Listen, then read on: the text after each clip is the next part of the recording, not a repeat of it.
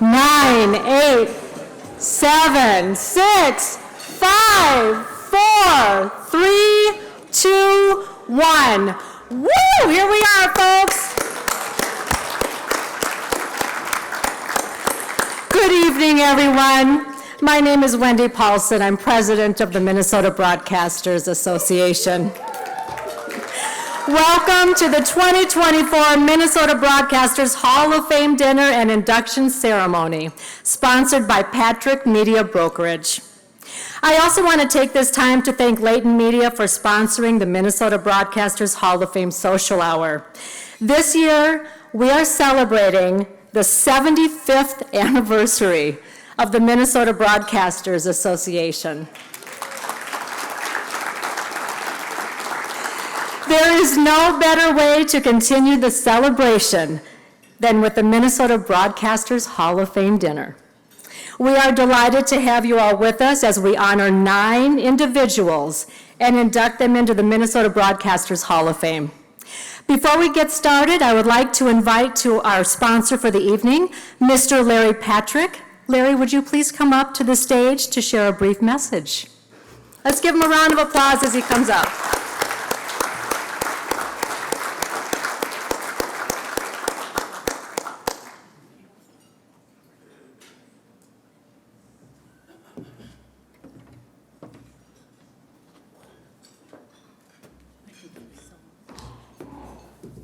I just want to say what an honor it is to be with you all tonight here. I live in Cody, Wyoming, which is way out that way.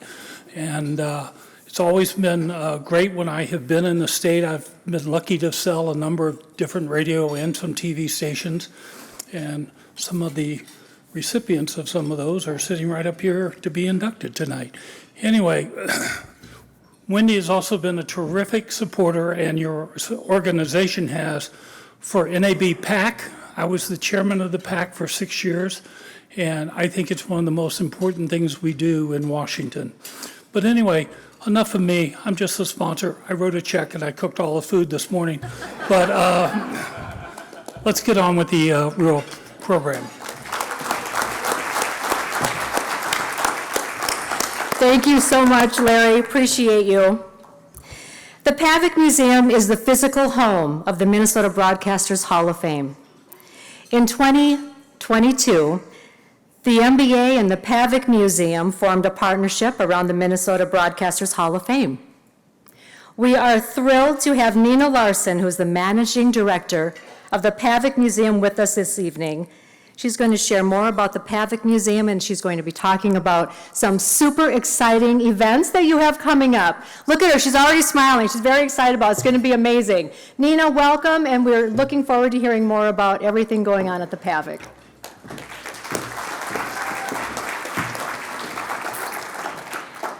Hello, everyone.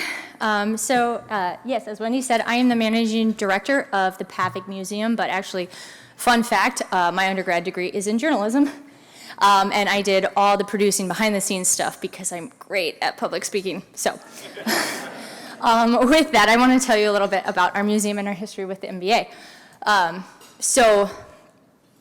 The Pavic Museum was founded in 1988, so we've been going for 36 years now, and one of our co-founders was once the president of the MBA, Paul Hedberg.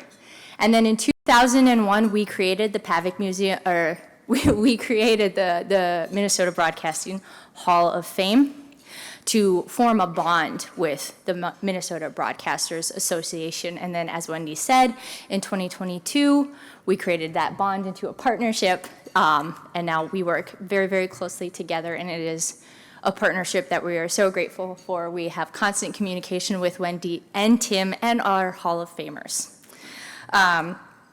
As Wendy said, we are the physical home of the Hall of Fame, so please stop by in St. Louis Park. We've been in the same building since 1988. It's a converted warehouse. It may not look like it on the inside or on the outside, but on the inside, when you get there, it is a trip down memory lane. My cell phone from high school is in there, and I'm 33 years old. It's a trip down memory lane. It is so much nostalgia, and also it's very interactive. We find that when you get to interact with the artifacts, it really makes it makes it that much more of an enjoyable and educational experience. You can interact with artifacts as old as the 1800s with a telegraph key. That's very rare, but yet we let people come and play with it every day. We also encourage education for those who might be interested in broadcasting. We have a podcast camp and our very, very popular broadcasting experience that has been going on since 1991. So come in and see the Hall of Fame in all its glory. We have 3 interactive setups for the Hall of Fame. And then again, we have the on-site radio station. We also have really fun events that we have every fall. The first one I want to tell you about is PAVIC After Dark. That is a live radio play with cast members are from the Hall of Fame. Our director and one of our stars this year is Dave Lee, who is at my table, and we have a live Foley artist as well. So it's a great event. It benefits the PAVIC Museum and our mission to educate and inspire people to go into engineering, into broadcasting, into podcasting, anything really to do with electronic communications. And also, and that event is on October 19th. You can buy tickets online at pavicmuseum.org. And then we also have Havoc at the PAVIC. It is a complimentary, family-friendly event. And that one, we turn the museum into an escape room, and you have to complete STEM activities to get out. And this year, our themes are Frankenstein, because one of our founders, Earl Bakken, would have turned 100 this year, and he was inspired by Frankenstein. So the radio play is Frankenstein, and then Havoc at the PAVIC. The theme is the Council of Classic Monsters are initiating new monsters to their council. And that's all I have.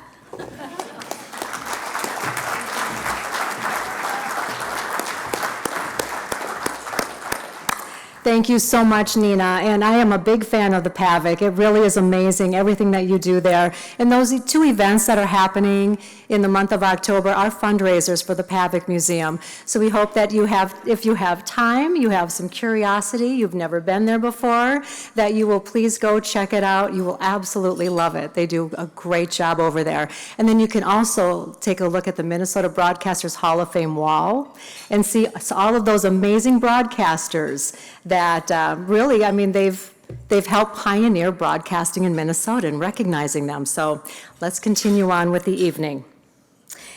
Each year, the Minnesota Broadcasters Association selects Minnesota high school seniors to receive the MBA James Wycor Scholarship.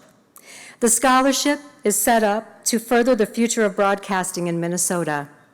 Our MBA James Wycor Scholarship recipients for 2024 are Emerson Chalou of Egan High School, Orrin Hamilton of Stillwater High School, Noah Reederer of Springfield High School, Noah Simonson of St. Mary's Catholic School, and Nathan Stange of Bertha Hewitt High School. Let's give them a round of applause.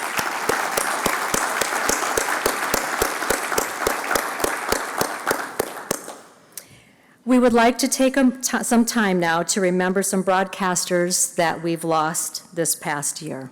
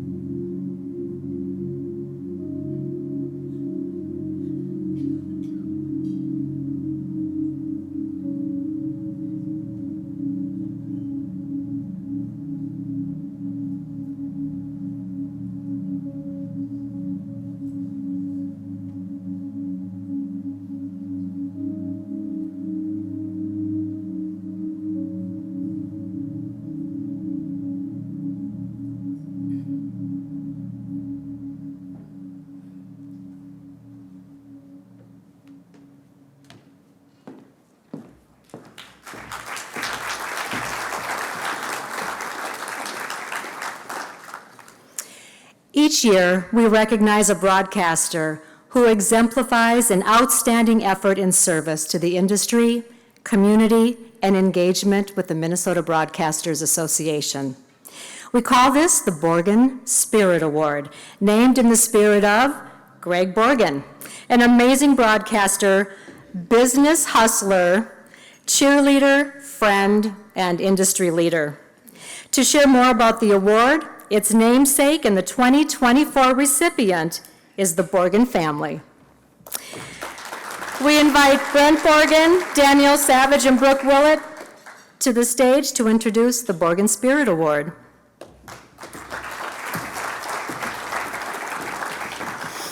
Thank you, Wendy and all. We are honored to be here with you all tonight to present the 4th Annual Borgen Spirit Award. This recognition, I always say that wrong, sorry, honors a Minnesota broadcaster who exemplifies a positive impact to the industry, a commitment and service to the community and to the MBA. Past recipients include David Harpert of KAAL-TV, Nick Anderson of Salem Media Group, and Joe Johnston of KSTP-TV. We are honored to present the 4th Annual Borgen Spirit Award to a broadcaster who has dedicated countless hours to the MBA and our industry in Minnesota and in other parts of the world.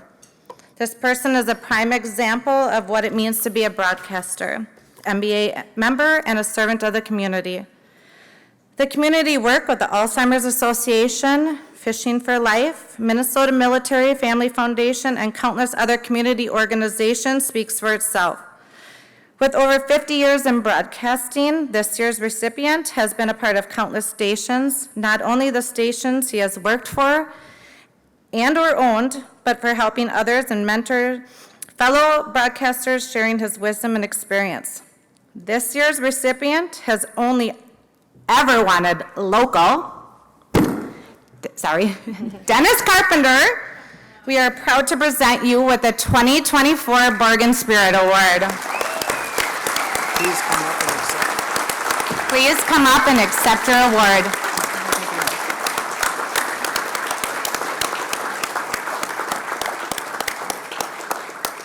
Who put Denny all the way in the back of the room?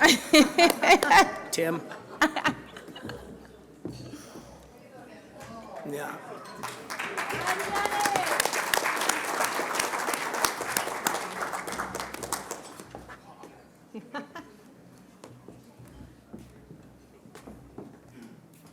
Thank you. I love your dad. Thank you. Hey, thank you.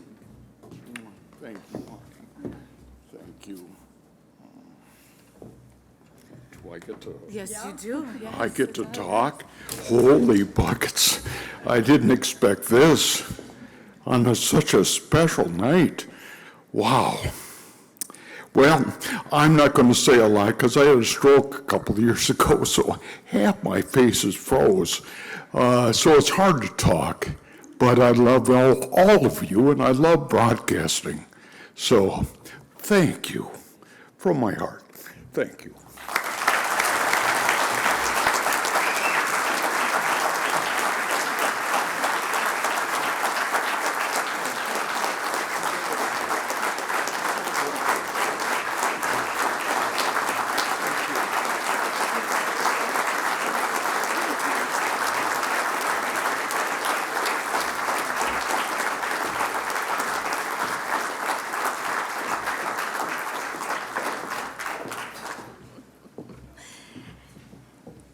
We also want to thank the Borgen family.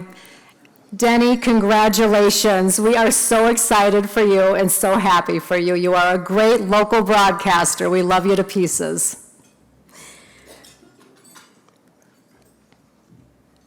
Good evening to all my friends at the Minnesota Broadcasters Association. I so wish I could be there with you in Rochester for your Hall of Fame dinner, but there's just a few things going on right now, so thank you for taking me via video. I figured if anyone would be willing to watch someone talk on a screen, it would be this group. I know congratulations are in order this evening. Kari, Stan, Ginny, and Rob, you have carried on your dad and grandpa's legacy of excellence in broadcasting. I know your mom, Karen, would be so proud. I got to visit with Stanley and know how much he loved her and what their relationship was and what it was to really all of you as well. And I am so sorry for your loss. I also want to congratulate my friend Pat Kessler, hi Mim, on his incredible career. Pat, you've truly become an institution in our state. I say that with all the best words. From your over 3 decades covering politics for WCCO to before that, your work with NPR and a Prairie Home Companion, you're living proof that in Minnesota, all the women are strong, all the men are good looking, and all the broadcasters are above average.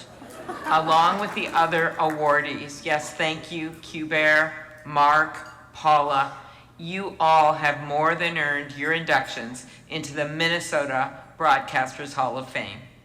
And of course, the late, great Bill Deal, the Raja of the records, the deacon of the discs, the purveyor of the platters and the wizard of the wax with all the musical facts, is also having his legacy enshrined for generations to come. To everyone gathered this evening, thank you. I know there are only so many awards to go around, but each and every one of you is worth celebrating. Why? Because our state depends on you. It is one of the reasons you are that our state feels that sense of community. Voters look to you to see what's happening on the school board. Voters look to you for crop reports. Hockey fans look to you to learn who won the big game. And all of us look to you for that first draft of history. I think you are one of the reasons that Minnesota has the highest voter turnout in the country, because they can share a sense of our state and a sense of community. So it's on us to have your backs. That's why I'm focused on ensuring you have the support you need to thrive in this digital economy. We know big tech companies are sucking up ad dollars while taking your news stories, feeding them to their users, and refusing to offer fair compensation. That means less money for local news, fewer journalists to do the in-depth, high-quality reporting we need, and fewer reliable sources. That's why I introduced legislation with Republican Senator John Kennedy of Louisiana to let news outlets band together and negotiate for fair compensation from tech companies, including some generative AI companies that use and profit from news stories. Last June, our legislation passed the Senate Judiciary Committee by a 14-7 bipartisan vote. I'm committed to working with my colleagues on both sides of the aisle to get this across the finish line. With AI, it also gives us an opportunity to move this legislation, as I know we will be advancing AI provisions both at the end of the year and into next year. Journalists must be fairly compensated for your essential work. You know, not a day goes by that I do this work without thinking about my dad. As you know, my dad spent the better part of his career as a reporter and later as a columnist and sports writer. Yes, he did write the book, Will the Vikings Ever Win the Super Bowl? That's why I'm wearing the purple. When he retired from the Star Tribune in 1995, he had written 8,400 columns and 12 million words, and he did it all without AI. Dad interviewed everyone from Mike Ditka to Ronald Reagan to Ginger Rogers. He was even voted the nation's outstanding columnist in 1984 by the National Society of Newspaper Columnists. But the defining characteristics of my dad's work was described best by his fellow journalist and friend Dave Nimmer, who said Dad was a champion of those on the outside. That's what journalists do. It doesn't mean you have a political bent. It means you give voice to the stories that need to be told about our state and about our communities and about the incredible Minnesotans who go to work every day to do their jobs, who lend a helping hand to friends, who are there for all of us. You keep those torches alive. Keep up the incredible work. Have a great night, everyone. See you around.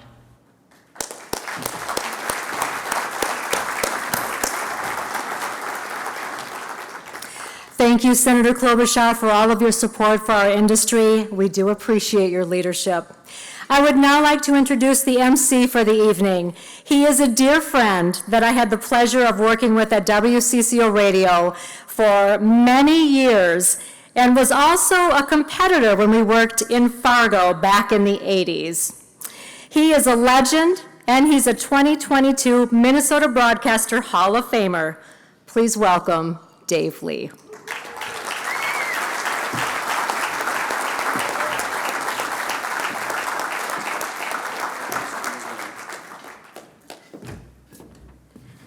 I knew her when she was Tina Renee on Q98.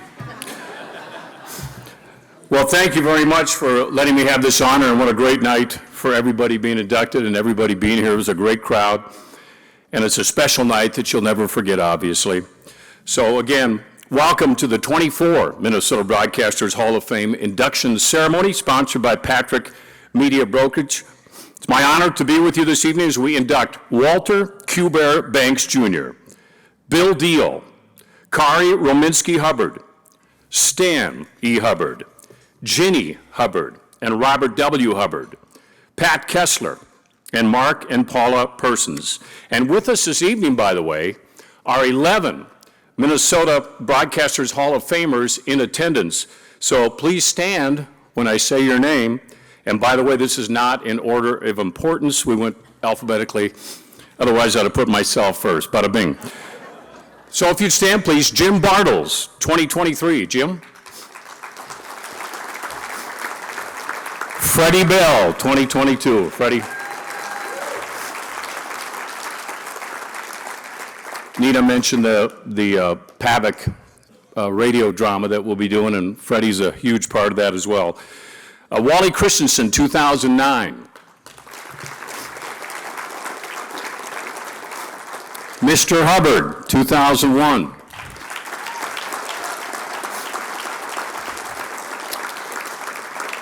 The great Chuck Knapp, 2008. Maynard Meyer, 2011. Another member of our PAVIC After Dark production team, Tim Russell, last year. Also last year in that all-star cast, Lee Balsvik. Woody, Steve Woodbury, 2011. And good friend Kathy Wurzer, 2022. In addition to the Hall of Famers, we'd also like to recognize some very special guests in the room tonight. And please stand as well when I call your name. State Senator Bobby Joe Champion is here tonight.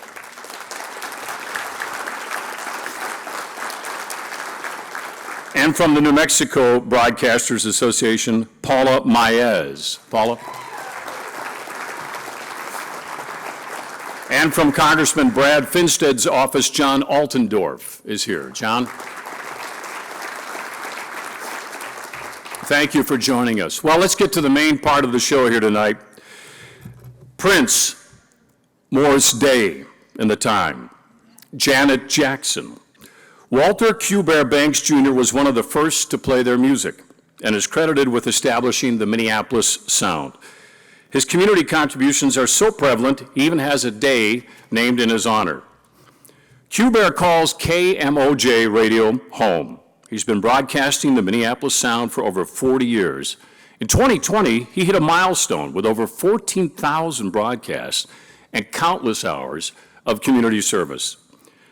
Q. Bear is not only a broadcaster, but is regarded as a multifaceted individual whose influence extends well beyond the airwaves.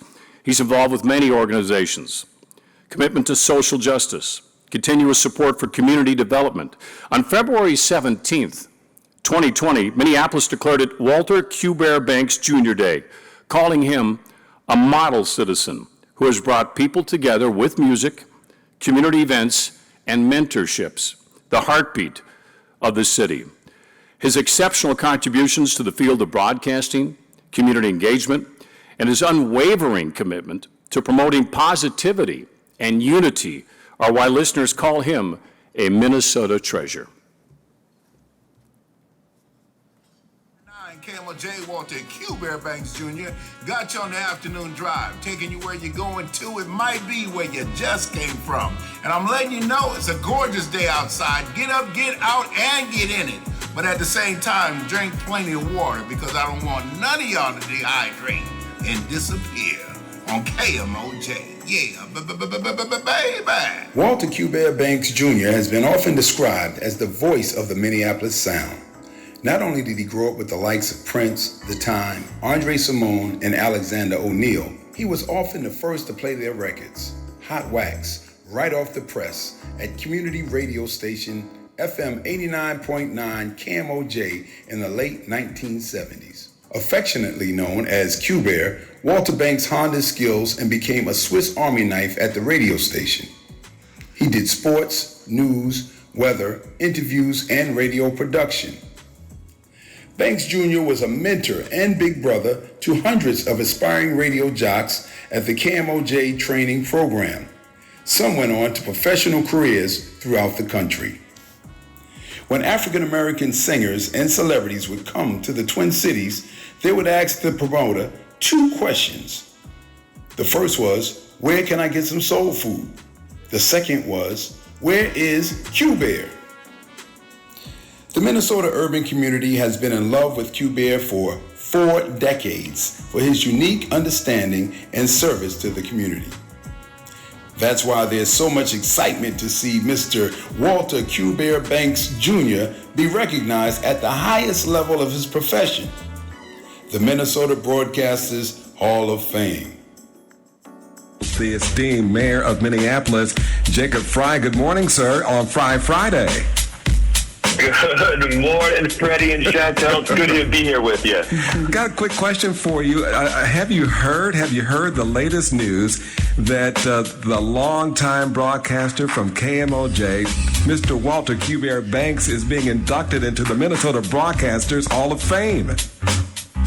I have, and cannot think of a more deserving person for the honor. I mean, Q-Bear is a legend. I love the guy not just because he's incredible on the radio, but because you see him in the community and you immediately feel better about your day. He's got a big smile. He gives you a big old hug, and I mean, he's kind of like he's a huge bear, you know. I remember, grilling up hot dogs with him. At the same time, he was making sure the people here in the communities feel safe. He's just an amazing person. He really is the voice of the people station and the voice of this community. Thank you for those kind words for Walter Q. Bear Banks, Your Honor. That's right. No, he deserves the honor, and it's just so exciting to see that he's being recognized for his great work over so many years. Q-Bear, how does it feel to get this award, and what do you think are some of your most significant moments in the 43 years of radio? Man, receiving an award such as this as the Minnesota Broadcasters Hall of Fame is one of the top that out of the millions of broadcasters here in the Twin Cities that have been doing it for years may never see their name on that print. Well, from this day forward, my name, Walter Q. Bear Banks Jr.'s name, is written in stone for the state of Minnesota as a history maker. And that's one of the proudest things for me because I look at it as if my mother and my father, my grandmother, my grandfather, my cousins, my friends, people I grew up in the neighborhood with, all of that is a part of me.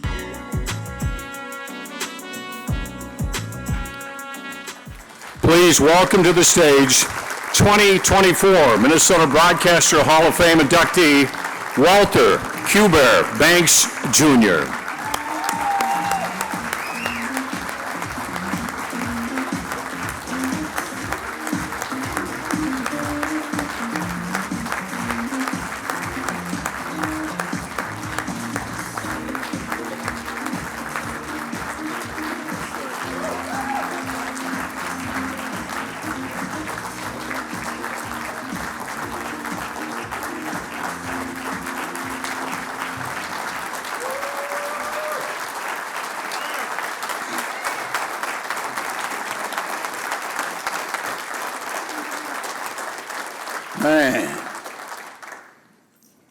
First, I like to say this is amazing to me. It's like a lot of times I get lost for words because the inner side of me tells me to do certain things or say certain things. And then sometimes we battle with ourselves on what to say or not to say. And today is an enlightenment to me about life and about all of us and what we can do together to get some things done. Radio broadcasters are high on my mark because we get up, we click those buttons, we open the mic, but we give a part of ourselves to the community. In the midst of doing that, there's a lot of people out there, you don't know what their day is like. You don't know what they're going through. But in the midst of all of that, you've helped somebody else. It's okay to say I love you to somebody and mean it, and not mean it in a different kind of way. That 4-letter word is so simple, but so strong.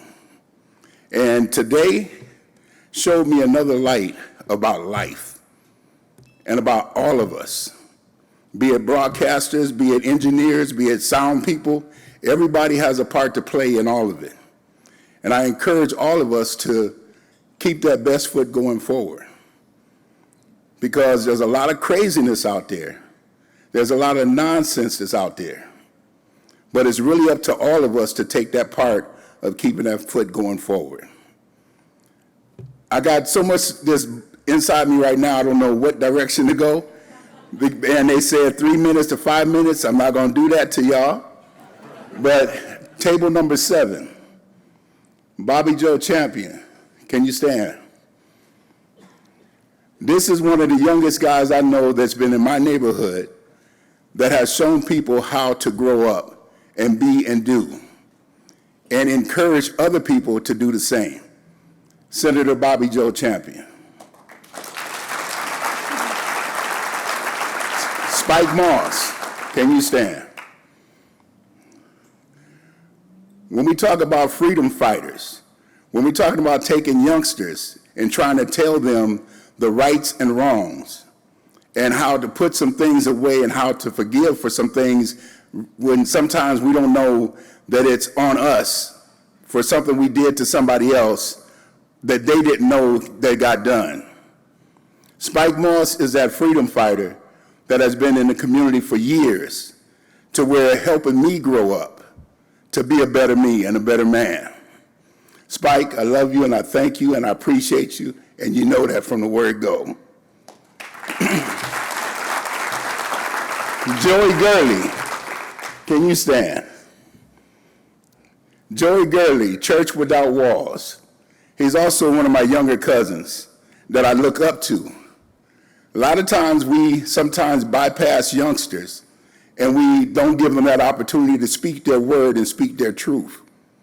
But if we take time to listen to them, we'll understand about who they are and what they go through. And then when we help and assist them in what they're going through, that's that thing about community and making things better. Thank you very much, sir, for just being my cousin and for doing that you do. Suleiman, are you over there? Right here. Suleiman, this is a young man that I see on a daily basis, stops by the radio station, checks up on me, because he checks up on me to see how my day is going. That's what I'm talking about community. There's a lot of people in our communities that look out for each other, and sometimes we never tell them that we love them and we appreciate them. I appreciate you, brother, and I love you. Love you too. Standing next to him, Ronell. That's my nephew. Raise your hand. I see you over there. But this one right here, if I have anything to do, any problem I have, he's there for me. But even beyond that, I'm there for him. Because he's a young man that has a youngster that is raising that child to be a young man. And he's doing the greatest job with how he does it and the manner that he does it. I appreciate that because of the simple fact that a lot of times we say that the father's not there. He's there, and he's showing his son how to be a man. So, Ronell, I love you, and I appreciate you as well. And then, where's Nate? Is he over there? Nate, the young man right there, this is one of my guys that we golf together. Anybody want to get beat, call us. Okay? I know y'all see me with a walker, but I play quite well. But we've been working on game and golf and just being able to communicate, and then found out that he knew half of my family and didn't even know it. But they went on a trip a couple of weeks back, and when he showed me some pictures and we talked about it, and I was like, that's my cousin. And then all of a sudden, everything started clicking. That's how close we really are. And I know my 3 minutes to 5 minutes is somewhere about ready to roll out. But brother, I appreciate you. And I know that we're hitting one of the golf courses tomorrow morning. Bring your game. Okay? Is there any other fellas that came to the table that I missed? Because even beyond that, my sister, Anita, can you wave your hand? Now, she is one that is the youngest in our family, but she is the one that I look up to when it comes to really sit down and have a real conversation about male, female, about the do's and the don'ts, about what you should have did when what you could have did compared to what you should be doing. And with her young self, I appreciate her and I love her, and that's my baby sister. But there's a thing about respect for family. And Nita, I love you and I respect you as well. And then Myra, this young lady right here, I love her to the fullest. Be it ups, downs, or in-betweens. It's like you gotta always know within your heart what's real and how you feel. But you gotta be able to express yourself so that one understands. That's that relationship to where, Myra, I love you from sun up to sundown. Okay? Every day of the week and including weekends. All right? Okay. Now, is my 3 to 5 minutes up yet? Close to it? Because they told me that I could sing, but I wouldn't do that to y'all. But to everybody that participated, volunteers, staff, paid, unpaid, whatever the case may be, when it comes to the Minnesota Broadcasters Hall of Fame, this is amazing to me. And when they said to me, well, how do you feel being inducted to the Hall of Fame? I'm still got open arms and still growing with other things that comes with it. Because I met so many people today that I've never met before, but I heard of. And it's a blessing, it's a blessing. Keep God in your life, keep the Spirit going forward, and keep doing what you are doing. Everybody in here has a sense of a spirit. That spirit tells you the difference between right and wrong. We know it, we feel it. Sometimes we do some things different. But at the same time, you still know within yourself whether it was the right thing or the wrong thing. Let's keep things on the right side, because this community and all of these communities, there's a lot of craziness out there. And we ain't got to be the clowns in the circus. But we can run the circus. Now think about that one for a minute, and then somebody call me at the station. All right? And if I say all right, just say all right. All right, I love y'all and appreciate y'all, and this is just amazing to me. And I told somebody that if you see a tear, I'm going to talk for about a half hour. So I'm going to go over that way before that really happens. All right, thank y'all.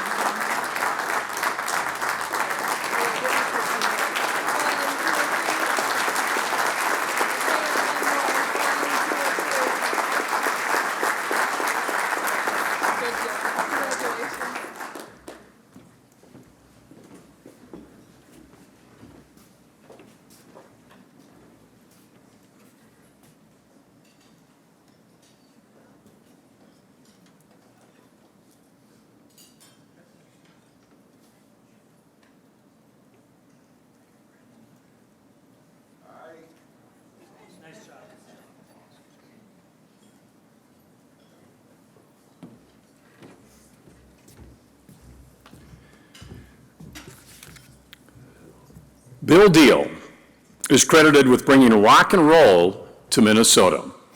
His larger-than-life persona deemed him the, as the senator said, Raja of the records, the deacon of the discs, the purveyor of the platters, and the wizard of the wax. Bill started his broadcasting career in 1950 at KSTP-TV, hosting a show about the entertainment business. Bill spent nearly 40 years in broadcasting and 53 years with the Pioneer Press, covering entertainment and pop culture and introducing the latest music to the Minnesota masses. Bill was known as Minnesota's preeminent pioneer rock and roll DJ on WDGY. Bill introduced his listeners to their musical heroes, including Elvis, Bobby Darin, Buddy Holly, Richie Valens, the Big Bopper, and the Rolling Stones. Bill was also a major advocate for Minnesota musicians, hosting near-nightly sock hops with area bands and giving bands wide radio exposure. The pinnacle of Bill's DJ career came in 1965 when he was chosen to MC the Beatles' only Minnesota concert at the old Metropolitan Stadium. He joined WCCO Radio, hosting live broadcasts from Wally McCarthy's Oldsmobile and the old Dayton's Auditorium. My first weekend on the air, WCCO 1989, I was the studio announcer for Bill and Paul Flatley, and all I had to say every 20 minutes was, "You're listening to Reaction from the Action, Minnesota Vikings with Bill Deal and Paul Flatley." They were on every weekend. He was a great guy to work with, and you'll hear Bill referenced in movies, credited in books, and even had a hand in the success of a hit classic, a local classic, many of you remember, Surfin' Bird. Bill passed away in 2017, but his contributions to Minnesota radio and music are legendary. With us this evening, we have Don Effenberger to accept the induction on behalf of Bill and his wife, Helen, and we'll do that after we see this video. Here is our high spot record of the week this week. It's on the Dot label. It's going to be sung by Mr. Jimmy D. It's entitled Henrietta. I would give Bill credit for bringing Top 40 to the Twin Cities. It was a really new concept back then. There were a couple of stations that had dabbled in rock and roll.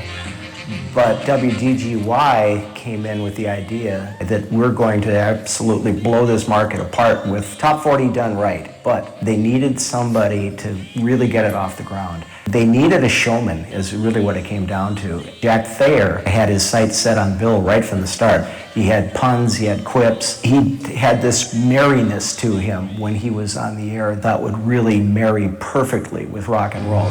Oh my, they're knocking down the door tonight. Don't blame them, it's frosty out there. Let's let the Rays in, and maybe they'll tell us a little story on this night, huh? Rays? He immersed himself in the songs of the day and made it a point to get to know people like Buddy Holly and Elvis Presley. He knew where the culture was going, and he wanted to be there. You know, coming out of newspapers, he was a wordsmith. He was a genius at writing funny headlines. He sort of forced his way into a more prominent position by doing clever things that the older guys in the newsroom really didn't have the nerve or maybe the interest or the talent to do. He ended up getting the movie reviewing and columnist job at the Pioneer Press because he had impressed the editors that he really had a little something extra, a little pizzazz, a little zing, whatever you want to call it. And so he took that ability and realized that the typical teenager would really respond to this light, joking approach to the music, that even though he was a lot older than his audience, mentally he knew where they were and he met them there. Bill was the biggest thing in radio when the Trash Men were putting their act together.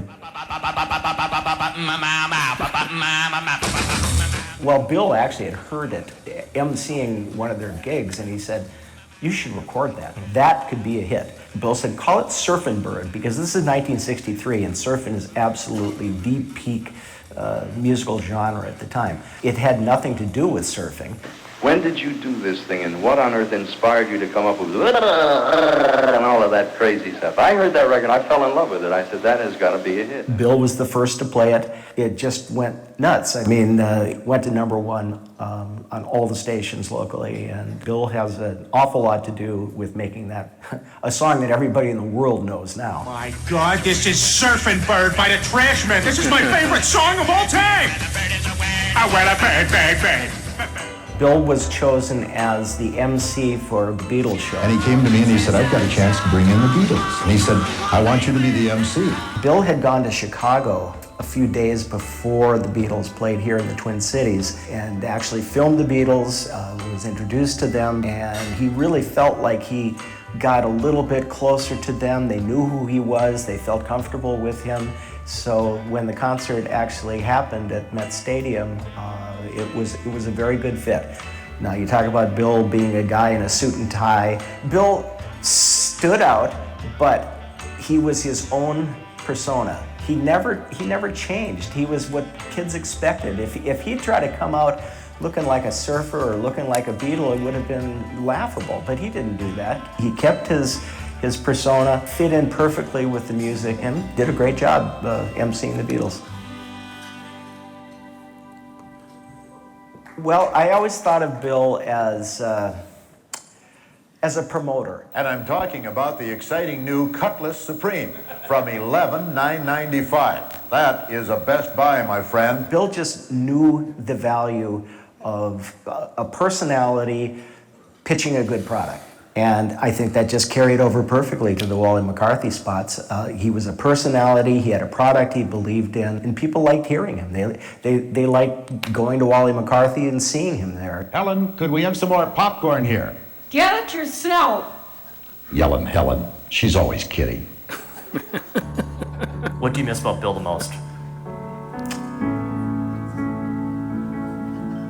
That's a good, sorry. It's a good question. I miss running into him in the newsroom. Bill would come walking through the newsroom, coat and tie, on his way somewhere. He never meandered. He never wandered. He was always on his way someplace. But if he saw me, he would stop and talk to me for a second, or if I passed him, I'd just ask him a question, just to learn as much as I could about the old days of radio, about the old days of the movies in Hollywood. If Bill had a minute to tell you a story, it was worth that minute. Well, I don't know if Bill ever felt like he needed an award or wanted it. I think he was really secure in who he was and what the public thought of him. He never had to wonder, do people appreciate me? He knew they did.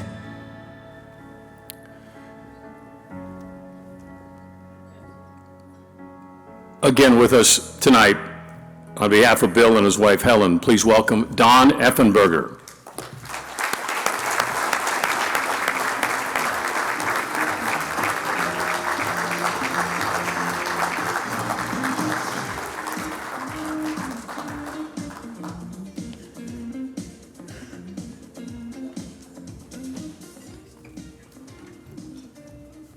I'll just add a few quick things, but start out by introducing Yellen Helen here.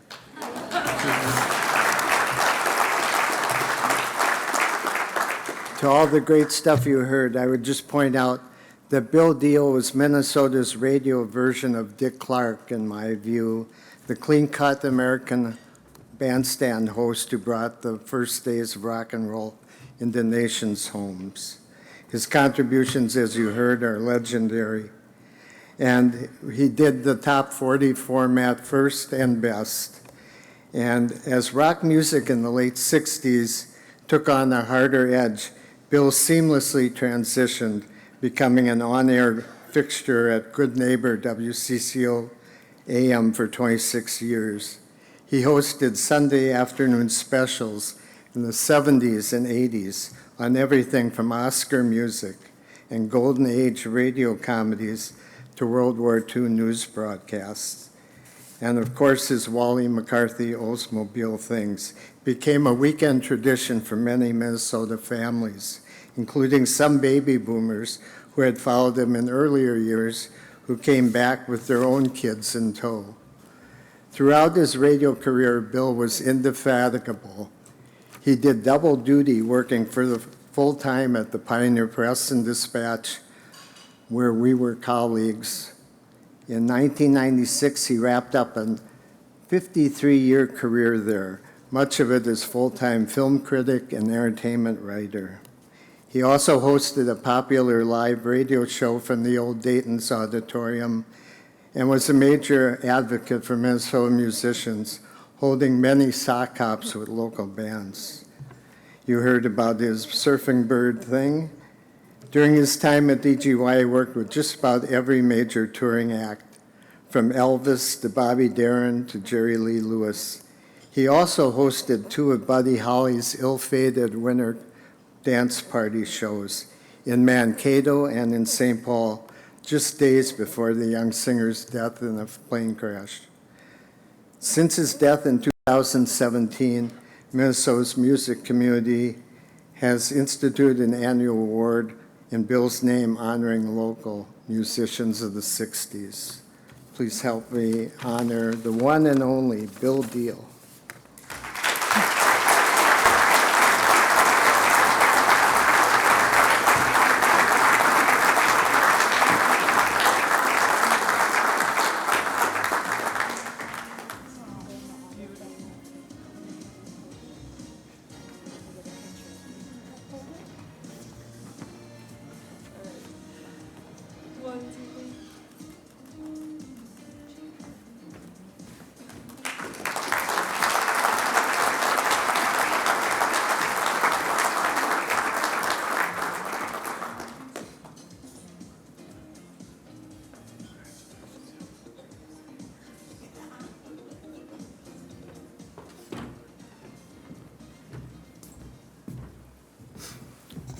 Bill also brought us every Saturday morning Old Dutch potato chips, hot dogs, and a big box of nut goodies. Robert W. Hubbard, Ginny Hubbard, Kari Hubbard Rominski, and Stan E. Hubbard's contributions to broadcasting extend from technical advancements to community service and beyond. Their third-generation legacy is steeped in an unwavering commitment to truth and integrity in an industry where reliability and innovation are the key to longevity. The third generation of Hubbard siblings grew up in the business and on the forefront of the development of many of today's technologies, including satellite television, a nationwide radio business, local television, now podcasting, 2060 Digital, and a national cable network. Kari Hubbard Rominski, Executive Director of Hubbard Broadcasting Foundation and Executive Vice President of Community Affairs for Hubbard Broadcasting. Stan E. Hubbard II is President and CEO of Hubbard Media. Ginny Hubbard is Chairwoman of Hubbard Radio, and Robert W. Hubbard is President of Hubbard Television. Their collective recognitions include Service to America, Emmy, and Gracie Awards, and many other broadcast industry awards. Their numerous affiliations include the National Association of Broadcasters, Minnesota Business Partnership St. Paul, and Minnesota Chambers of Commerce, World Press Institute, the Hubbard School of Journalism and Mass Communications, as well as extensive board service and philanthropic support. Having just celebrated the 100th anniversary of Hubbard Broadcasting, this generation is preparing the next generation and assuring the broadcast industry will continue to flourish for the next century. This third generation of Hubbard siblings grew up in the broadcast industry, all being active in the family business and on the forefront of the development of many of today's technologies, including satellite television, a nationwide radio business, local television, podcasting, 2060 Digital, F&F Productions, and Reels, a national cable network. Hubbard Broadcasting continues to develop innovative ways to connect with the people and communities it serves through the medium of broadcasting. And the date today is August 10th, 1968, right? And what's your name? Robbie. Robbie what? What's your whole name? Do you know? We'll go to you. What's your whole name? Stanley. Stanley what? Hubbard. Stanley, what's your middle name? Fanny. No, your middle name. Eugene. What do you like to do best of everything? Swim. You like to, what else do you like to do? I don't know. You like to play hockey? Yeah. You like to drive boats? Yeah. Yeah, and now let's go to the oldest one. What's your name? Catherine Elizabeth Hubbard. What do you like to do best? Swim. And what do you think you'll be doing 20 years from today? I don't know. That'll be 1988 on August 10th. What do you think you'll be doing? I don't know. You think you'll have a baby? No. You'll be 28 years old, you know. I won't have Do one. you know how old you'll be then, Jenny? Look, just come around here so you can see the camera. No. So we can look at you later on. How old are you? 5. And what are you going to do this fall? Go to kindergarten. Go to kindergarten. You tell him, don't tell me. You're going to go to kindergarten? Yeah. I think at one point I wanted to be an artist until I realized I really didn't have any artistic ability. I probably said I wanted to be an astronaut. Well, I probably went through some stages, but it could have been I want to be a hockey player. It could have been a cowboy. I don't know what it was, but there was a lot of things I wanted to be, but here I am. When I was a kid, I don't think I ever really thought I want to work in broadcasting. And through high school, I didn't work in broadcasting. I worked in a restaurant, and that's kind of what I always thought I would do. But when my dad said, Ginny, just try it for a summer, and if you don't like it, I'll stop bugging you. From the moment I got there, I sort of knew I would never leave. Kari Hubbard-Rominsky is the Executive Director of the Hubbard Broadcasting Foundation and Executive Vice President of Community Affairs for Hubbard Broadcasting. Kari plays a lot of roles here, and they're all important.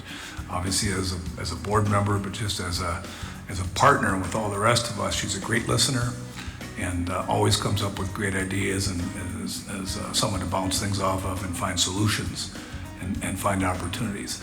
As the head of the foundation, she listens to everybody that comes in with a request and really does her homework to find the best ways that we can help our communities and the places that we live and work. Robert W. Hubbard is the president of Hubbard Television, with multiple stations in Minnesota, New York, and New Mexico. Rob I love all my siblings. They're all brilliant. They're all wonderful people. He has a different perspective on everything he looks at. He sees a bigger picture than anybody does. And he understands pieces that none of us would even think of. And he's got a huge heart. He cares about his family, he cares about his employees, he cares about his neighbors and friends. So he's just a unique, wonderful man. Ginny Hubbard is the chairwoman of Hubbard Radio, with multiple radio stations across the United States. Ginny is a fantastic operator. She's a great business person. She was a great sister. And she's fun to work with every day. And I think we have a really great working relationship. We both have a little different strengths and different weaknesses, and we really are able to help each other be better at what we do. Stan E. Hubbard is the president and CEO of Hubbard Media, and also serves as president of Reels, a national cable and satellite network. Stan's greatest attribute is probably his creativity. Besides being smart as a whip, he's just really a creative thinker, very nimble thinker, and can see around corners in ways that most of us can't. Probably the biggest opportunity they had was obviously the building of the satellite business, where we didn't have enough people to do all that work, so we had to do that work. And it wasn't always work that we already knew what to do. We were inventing it as we went along. My favorite job was running KSTP AM in the early years. Running something was new to me, and the environment of the radio station was new to me. The station hadn't done well for many years, so we had absolutely nothing to lose. So we could experiment, we could have fun, we could fail because we were already failing. And to be the head of a local broadcast operation is, I think, the greatest job in the industry. It's really the people over the years that we've worked with and that have been part of this great company and have been partners with us from the outside. Those are the great memories and the great friendships that we'll always remember. Having just celebrated the 100th anniversary of Hubbard Broadcasting in 2023, this hardworking, committed, and innovative generation of Hubbards are preparing the next generation and assuring the broadcast industry will continue to flourish for the next century. Your mother and I could not be more proud of you. We're so happy to see you receive this wonderful honor. I know how hard you all worked. I know this is a well-deserved recognition. Congratulations.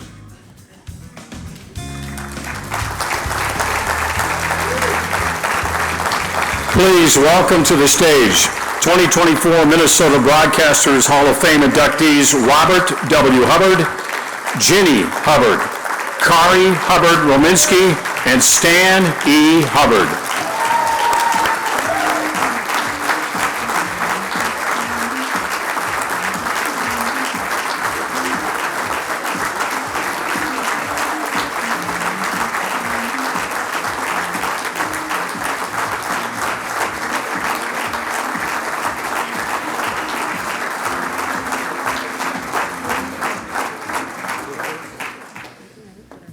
Well, thank you, everybody. What an honor. I hadn't seen the video. It was great job, Joe, and whoever else you had helping you put that together.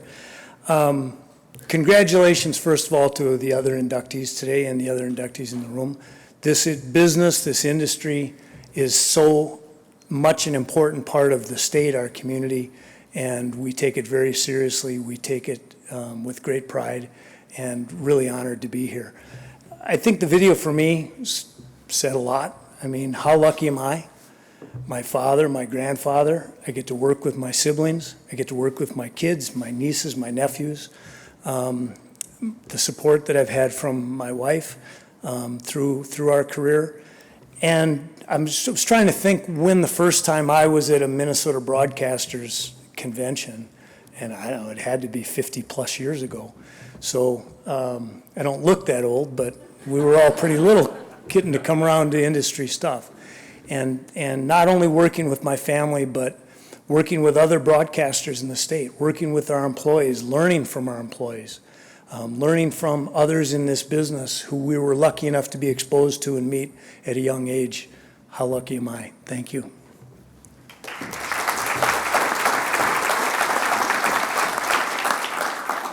I don't think any of us had seen that video, and it was especially touching for us because we lost our mom just a couple months ago, and she was always very much a part of everything that we did. She served on our board of directors. She was our biggest cheerleader, our biggest friend, our biggest fan, and we certainly miss that she's not here with us today.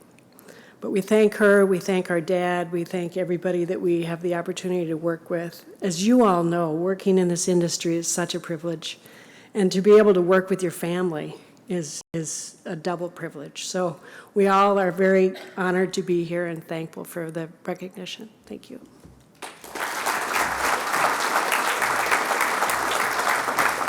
Thank you all. It's an honor to work with my siblings and my father and my nieces and nephews and kids. Thank you. Congrats to everybody.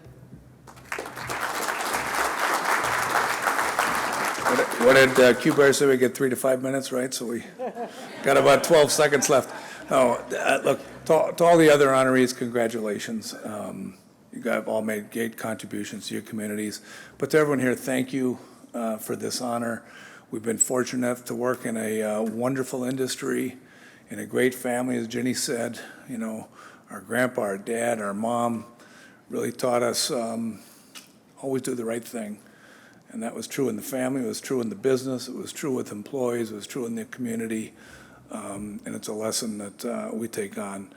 I also want to just take a minute to thank all the people at Hubbard Broadcasting over the years who kind of took us under their wings. Guys like Chuck Knapp I see back there, and Denny Carpenter, just little conversations here and there over the years that mean a lot, right? And I look at a lot of young people today work from home, they don't get a mentor, right? Get out of the house, get to work, get a mentor. My goodness sakes, and turn on the radio when you're driving in. But one of the things that everyone in this room does well, and you're all here because you're involved, is you do take young people under your wings and you teach them. And everybody here who's up on this stage or in this room had somebody that took them under the wing over the years and helped teach them things about the business. So thanks for all that you do for young people to bring them into this business, and thanks for everything everyone does for their communities. And thanks to Jennifer for teaching our boys how to do the right thing too. Thank you.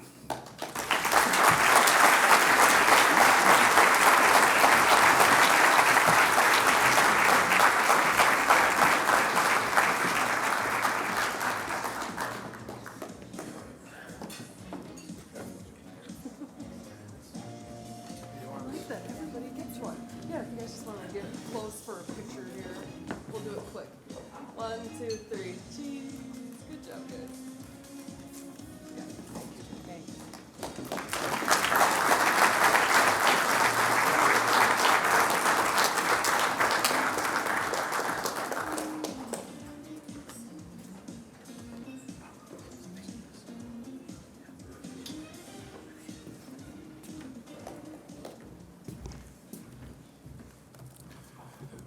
Pat Kessler is a political reporter who has just amassed a trophy case of awards and recognitions, and even coined the phrase universally used to hold politicians and pundits accountable, reality check.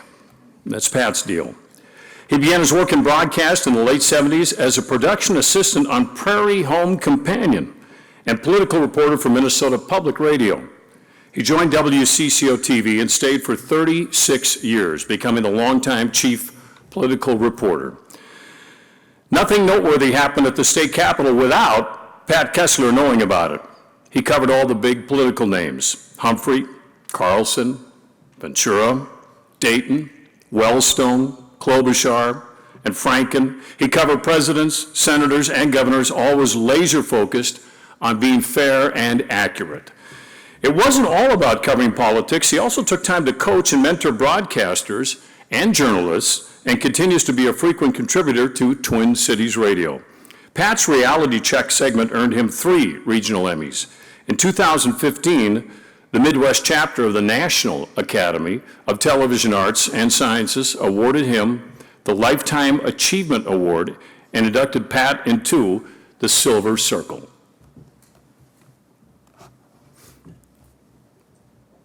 I think Pat Kessler is one of the great journalists of our day. The governor has built a barrier between himself and the voters. In politics, the rules are different. I would describe Pat Kessler as extremely smart. Washington doesn't seem to hear. Passionate, objective, fair. Versatile, tenacious. Voters deal a blow to the political system. Funny. What a shocker. Compassionate, authentic, interesting. Let's face it, the Republic will survive whether White Castle moves or not. Loyal, incredibly loyal. This is the greatest honor of my life. To be able to report to people in Minnesota, my people, what's happening in their state. No one's going to work harder. No one's going to put more of their heart into it. And his delivery and ability to take these complex issues and make people understand them was brilliant. There is nothing, I think, that I don't trust him with. I think that Pat has this very, a natural way of relating to the audience. But a new Viking stadium is not the only challenge facing the Sports Facilities Commission. Listen, I learned things from Pat. I remember when I first met him, I felt like he was a celebrity because he was so well known around the Capitol. Even when you got the tough questions, you knew he was asking them for the right reasons. There are so many stories, and they're special in so many different ways. And you don't know, in many cases, until later, how important and how special they really were. And one of them, I think, that I remember so well is the election of Jesse Ventura. You reporters didn't bother with that because you didn't care. You had what you wanted. Out of nowhere, literally come from way behind in the polls to catching up and then winning the election and then changing everything. As we shock the world! I think one of the reasons he was successful is he treated the governor the same way he treated his staff, the same way he treated the janitor at the Capitol, and he knew everybody, and he was just the same with everyone. This just might be the most photographed building in Minnesota. I think this is a place that I will miss. I know everything about the Capitol, inside and out, every closet, every corner, every hidden meeting space, every basement room. I know it all. Has always, I think, come to the profession with great respect for the history of the profession, what's come before, that it's important that he almost, sort of carries that torch forward. Pat was fact-checking before it became Vogue, because that's what reality check was. You need sort of referees in this system that we have, and we count on our press, our free and independent press, to play that role. I'll make sure people who get government benefits actually qualify for them, and that they're here legally. That's not the whole story. I think we need a reality check now. You always wanted to make sure that your ad was accurate because you would have a reality check. Franken's latest ad skillfully weaves fact and fancy. And what did your reality check give our ad? Mostly false. A lot of other stations across the country started doing a reality check, named it a different way, but it was a reality check. That was so good. That was TV gold. That was TV gold right there. You're a great guy, and everybody knows it. And your work, well, it was mostly true. Okay, Pat Kessler. Gosh, one of my favorite people. Incredible. Epic. I did the impossible. He's going to be fun, he's going to be engaging, he's going to be interesting, and he's going to be insightful. But he's a sensitive guy, and he's very caring, and he's a great friend. I think people respected him, people trusted him, and he was just a great, authentic, fun guy to be around. It's a total honor that he's going to be in the Hall of Fame, and it's well-deserved. I love the man, and I have such great respect and regard for him. I just did the best job I could. Hey, it's been a great run. What a great life. What a great state. Please welcome to the stage 2024 Minnesota Broadcaster Hall of Fame inductee, Pat Kessler.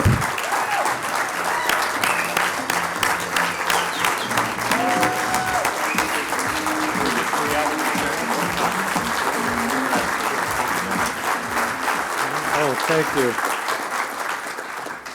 Oh my goodness, thank you so much. A Minnesota guy like me, that's tough to watch, right?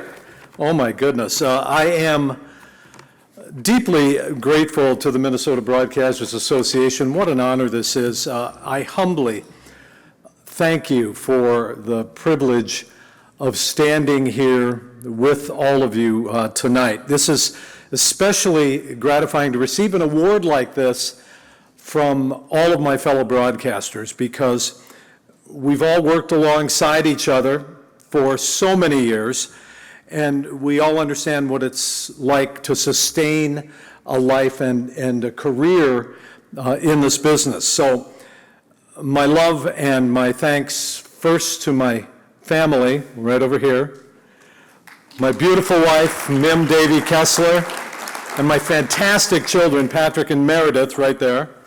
Because, our families, we all know this, our families are in this business too. They're all with us in this business. The many times we are away from home, sometimes for days, often at night, for every plane crash or political convention, every celebration, every monster blizzard that we love to cover. Every raucous election, they live this, our families do, they live it with us because they're all part of it. Tonight is a honor that I never sought, I never expected anything like this, or I could never imagine this when I was living in Clay County, Minnesota, northwestern Minnesota. My grandfather and grandmother, Alban and Bertha, listened to WDAY and KFGO radio. They depended on weather, they depended on farm reports, they depended on the information that they got. They were like old friends, and we used to talk about this a lot. My grandfather was irritated when he heard on the radio the forecasts of bad weather that were coming for the farm, At night, growing up, we would sit outside out by the barn in the front seat of a pickup truck and try to tune in the radio stations through the static with the passenger doors open so we could get some of these faraway radio stations. We would get them in Chicago and St. Louis and Little Rock, Arkansas, and Minneapolis. And I knew then that I wanted to be a broadcaster. I wanted to be in radio, wanted to be in television, I wanted to broadcast. I did start in radio at Minnesota Public Radio, but I could never imagine that my great good fortune would take me to my forever home at WCCO Television. And politics then became the focus of what I did. I didn't plan it, but that's how it became the focus of my career. And we focused on the live fact-checking of elected officials, and it was called Reality Check, as you heard. And it was very controversial 28 years ago when we first started it. And it still is today when people fact-checked. It is a common journalistic tool that we are all familiar with now, but also right now what is very, very common is the rise of misinformation and the rise of disinformation and politicians who will, without shame, willfully distort the truth and even fabricate stories to further their own personal ambitions. And that's why what we do as broadcasters is so important, why the information we give on every local radio station, every local television station is so vital to the people who depend on us. Information, I believe, that's as important as the weather forecasts and farm reports were to my grandfather on KFGO. What an honor it is for me to be here with such distinguished guests, and especially my fellow inductees, the incredible Hubbard family, incredible. And Stanley Hubbard sitting there, one of my heroes, Hall of Fame, you are incredible also. Special shout out to Walter Q. Bear Banks, I love you. You are something. Mark and Paula Parsons, who I hope to meet tonight, and the late, great Bill Deal. I salute you all. I have such deep respect for you and your work because we all make Minnesota better. Thank you so much. Thank you for this incredible honor.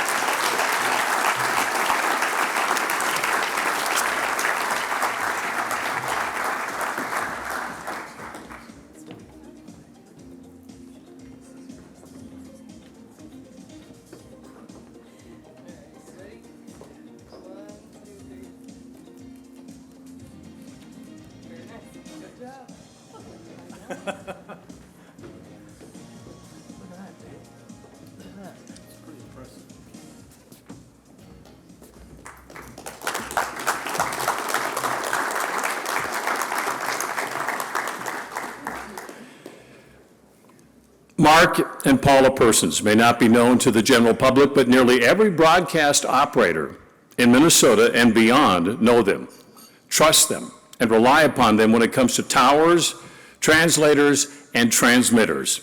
Mark Persons is an engineer's engineer. He's the one you call before, during, and after you install a 100,000 watt FM. Building a new studio? Call Mark. And by the way, his wife, Paula, will answer and will also help to vet the problem. Mark and Paula have helped provide support to, or may have even mentored many of the Midwest region's engineers, whether it's designing and implementing broadcast systems or troubleshooting complex technical issues, providing parts or contracting with operators to deliver a seamless on-air experience.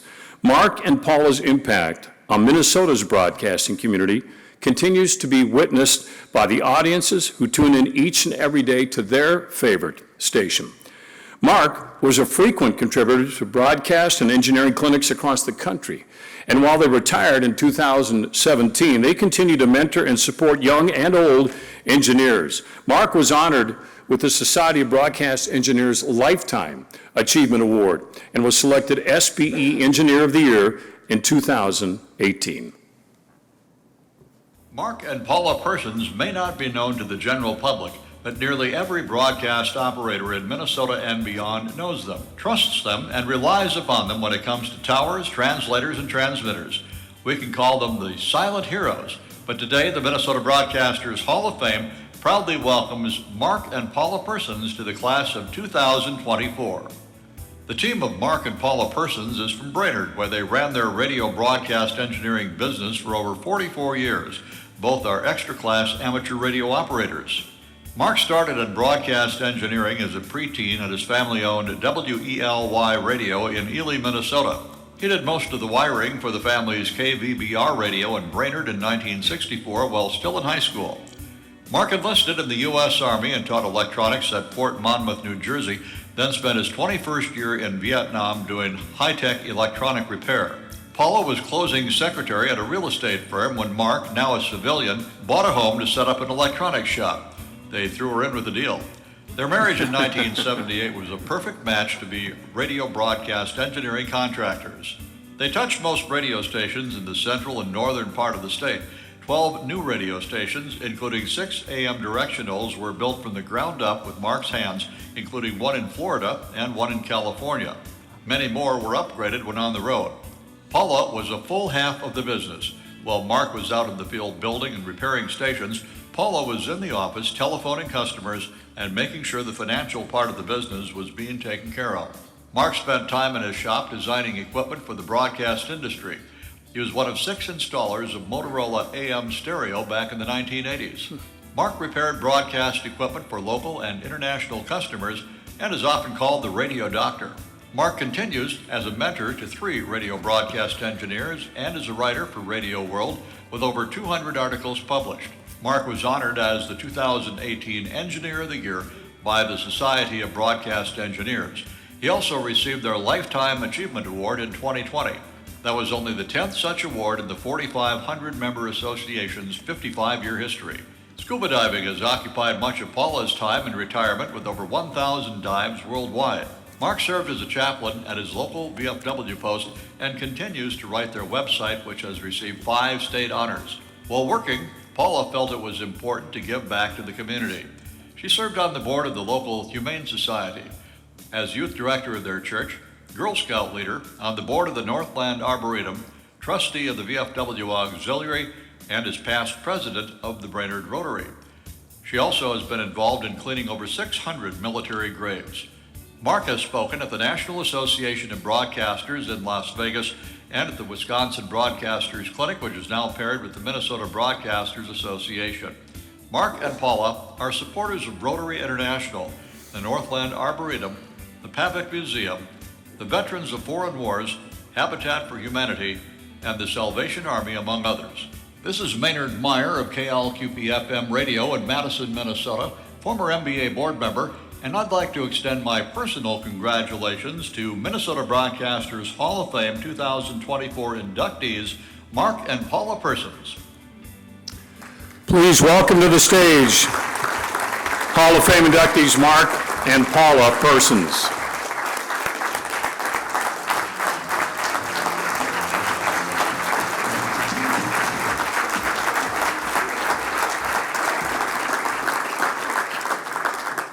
Thank you. We are here today because for 44 years, while I was building and repairing radio stations, Paula was in Brainerd, talking with customers on the phone and running the business. Interestingly, we never had a plan B. We are living in our second architect-designed residence, where the electronic shop and office are on the first floor with living quarters above. That made it possible to design and build electronic equipment for the broadcast industry. Some items were manufactured nearby, while hundreds of custom items were hand-built in our shop. Now, I thoroughly enjoyed being out in the field, where I realized that things could be done to make stations run better. Well, then it was back to the shop to design and build something to do just that. In addition, broadcast equipment for repair came to us from across the country and even across the world, and the money came to Minnesota. Now, it was not work, it was a lifestyle. Retirement came at age 70. However, this lifetime in broadcasting has not ended. We mentor 5 radio broadcast engineers, and the reward, a free lunch now and then. I've got a couple fun stories. Mark was at WIRQ, a transmitter site on a farm, when a bull decided that Mark was competition for the heifers. The bull forcefully butted Mark to leave, which he did in a hurry. Next time Mark shows up at the station, Chris Grams greets him at the door with a cape to simulate bullfighting. The farmer later told Chris that the bull could have killed Mark. There's never a dull moment in radio. I used to type articles from Mark that he wrote for Radio World magazine. That's how I learned he was packing up his gear at a station at 3 in the morning and was suddenly held at gunpoint by a policeman while the station owner was called and awakened to verify that Mark was innocent and not just stealing equipment. How many of you in this room do you know that work in the middle of the night? Only in the radio did I get awakened at 2 a.m. in the morning to go downstairs to read a schematic for a transmitter while Mark was many hours away, that he needed help to see how it was done.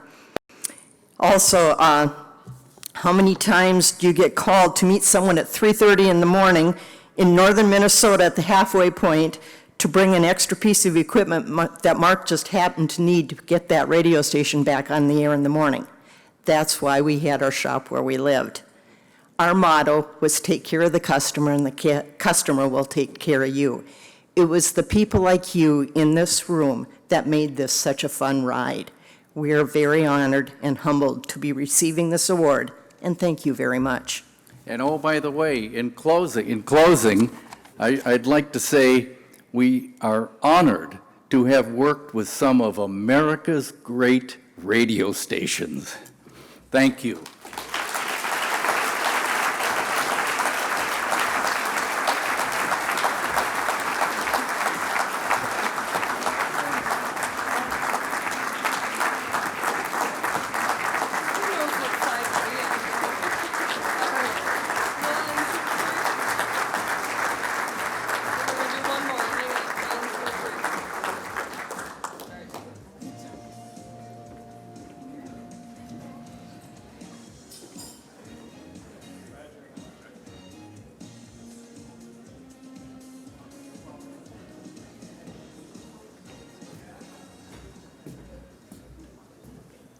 Mark just handed me his award. I'm going to take it home and say I'm in twice.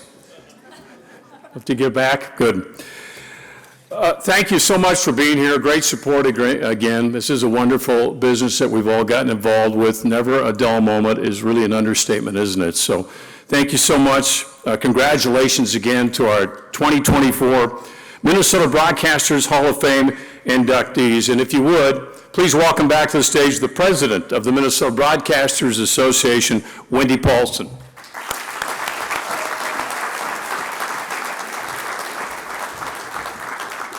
Okay, let's all give Dave Lee a round of applause. He's fabulous.